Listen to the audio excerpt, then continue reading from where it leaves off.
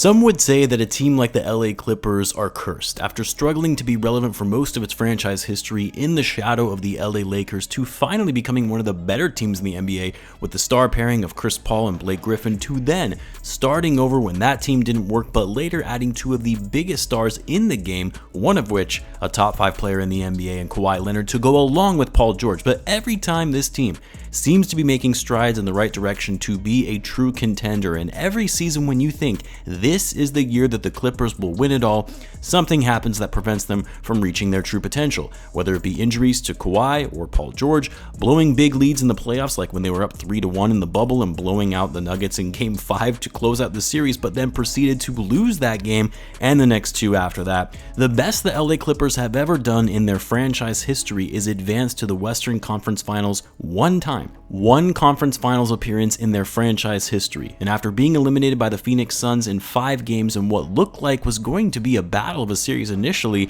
have the Clippers and their fans now asking, where do they go from here? What is next? Well, that's what we're going to be talking about in this video. If you're new to the channel, be sure to subscribe, and in return I'll be providing more NBA content like this. Now, going into this season, it was expected that Kawhi Leonard, although being available to play after missing the prior season entirely, it was expected that his availability would be limited and slowly bringing him back. Minutes restrictions, not playing in back-to-back games, and while that would end up being the case, as Kawhi had only played 5 games all season by the start of December, but from that point on, Kawhi was finally starting to show signs of consistent play and availability, having finishing the season strong, playing 52 games in total, averaging near 24 points per game on a high efficiency, shooting 51% from the field, and a career best 41.6% from deep on near 5 threes per game. Kawhi had one of his most efficient seasons of his career and was finally starting to look like the superstar we once knew, and remaining healthy while doing it.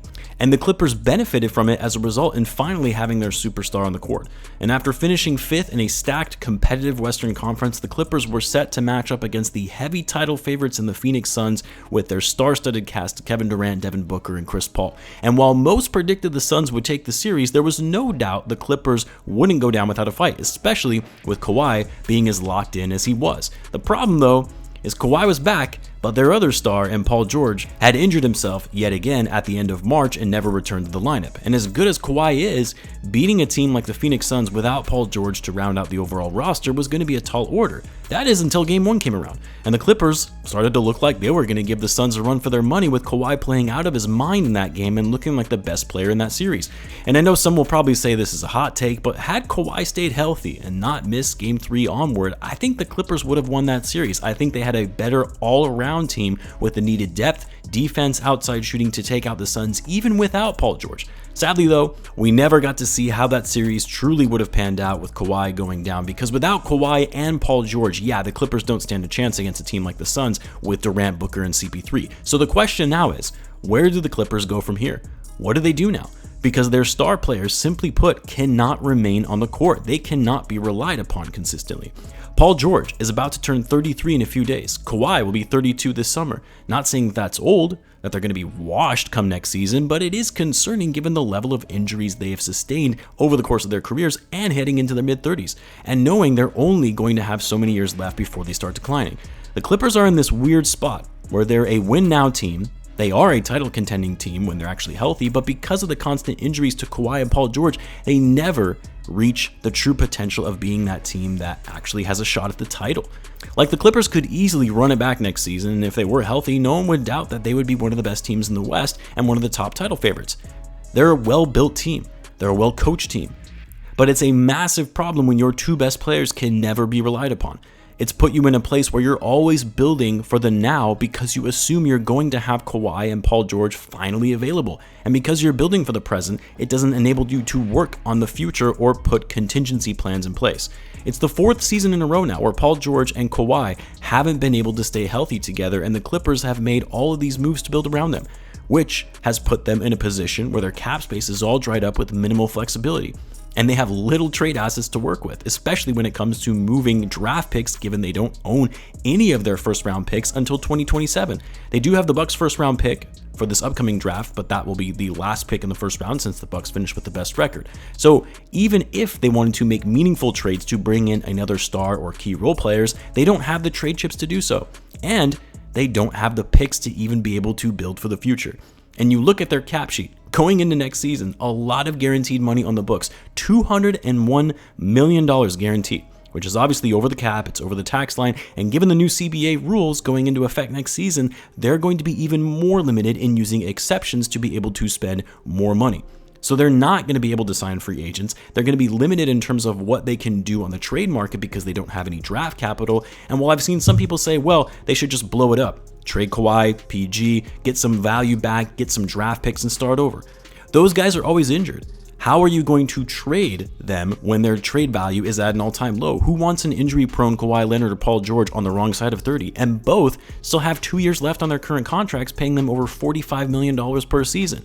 Making the money work in a trade for either of those guys is also going to be the big challenge because you're essentially going to have to take on a bad contract to move one of them. Again, no team is going to just trade a star player that makes the kind of money that they do unless it's a disgruntled star or said player is already on the decline themselves and their current team is just wanting to get their salary off the books. And look, as good as someone like Kawhi Leonard is, and yes, you can still get value for him in a trade because of his name, because of the fact that when he is healthy, he's still one of the best players in the league, but the uncertainty around his health, especially after having this most recent meniscus tear, doesn't mean you're going to get multiple first rounders in exchange for him. It's just not happening. A team would be insane to risk giving up that much for Kawhi given his injury history, and his age. And really the same goes for Paul George. Yeah, you would be able to get some value if you trade him, but it's not going to be much. And it's limited in terms of what you can trade for him, as not a lot of guys are making the kind of money that he is. What team has a max contract player that they would be willing to give up in exchange for Paul George? Maybe Bradley Beal, maybe Damian Lillard, Zach LaVine perhaps. I just don't really see it happening because if any of those teams are looking to move on from their own star players, they're likely going to want to trigger a rebuild and are going to want draft capital in return, which the Clippers don't have. And when you look at the Clippers cap sheet, everyone on their roster, with the exception of Mason Plumlee, is under contract for next season. Eric Gordon has a partial guarantee on his deal for next season. And they have a team option for Bones Highland, which I would imagine they're going to exercise that option since they just traded for him. Also, I guess I should say Westbrook as well. He'll be a free agent like Plumlee. But everyone else, they have on the books for next year. Norman Powell, they've signed through 2026. Zubac, they've got through 2025, as well as Terrence Mann. They really don't have much in the way of flexibility outside of maybe trading Batum or Covington to maybe get a couple younger players when they're on expiring deals next year. They're one of the oldest teams in the NBA, and with Paul George and Kawhi potentially set to become free agents in 2024 if they decline their player options, that leaves a lot of question marks for the future of this franchise and where they go next. And I know this isn't anything groundbreaking here, especially given all the parameters that were just laid out.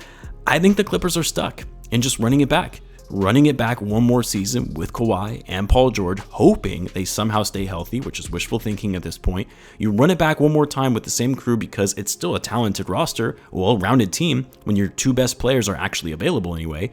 You go into next offseason with a lot of money coming off the books. Batum, Covington, Marcus Morris, Eric Gordon will all be coming off the cap sheet in 2024 to give you more flexibility for signing other players. And if Paul George and Kawhi don't work out yet again, more injuries, less games played out during the playoffs, well, you have to hope they don't take their player options so that way you can get them off the books as well. And if they do opt in, then you look to try and move them on expiring deals for pennies in the dollar. Obviously, a lot can happen mid-season depending on how the Clippers show up and whether Paul George and Kawhi's trade value becomes exponentially better.